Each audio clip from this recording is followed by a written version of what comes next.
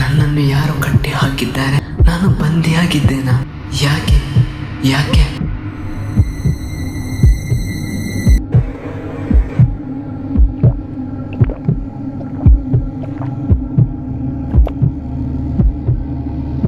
ಏನಾಗಿದೆ ನನಗೆ? ನಾನೇಕೆ ಹೀಗೆ ಆಗಿದ್ದೇನೆ? ಯಾಕೆ ಪ್ರತಿ ಸಲ ಸೋಲ್ತಿರ್ತೇನೆ? ನಾನು ಬಂದಿಯಾಗಿರೋದು ಭಯ, ಸೋಲು, ಅವಮಾನವೆಂಬ ಭಯದಿಂದ. ನನ್ನನ್ನು ಯಾರು ಕಟ್ಟಿ ಹಾಕಿಲ್ಲ. ಪ್ರತಿನಿತ್ಯದ ಸಾವಿಗೆ ನಾನೇ ಕಾರಣ. ಭೋರ್ಗರೆವ ನದಿಯೊಂದು ನನ್ನನ್ನು ಅಣಗಿಸುತ್ತಿತ್ತು. ನೀನೆಂತ ಮೂರ್ಖ, ನಿಂತಲ್ಲಿಯೇ ನಿಂತು ಬಿಟ್ಟಿದ್ದೀಯ. ನಾನು ನಿತ್ಯ ನಿರಂತರ ಸಾಗುತ್ತಲೇ ಇರುತ್ತೇನೆ ಎಂದು. ಪ್ರಪಂಚ ತುಂಬ ವೇಗವಾಗಿ ಸಾಗ್ತಿದೆ, ನಾನು ಮಾತ್ರ ನಿಂತಲ್ಲಿಯೇ ನಿಂತಿದ್ದೇನೆ.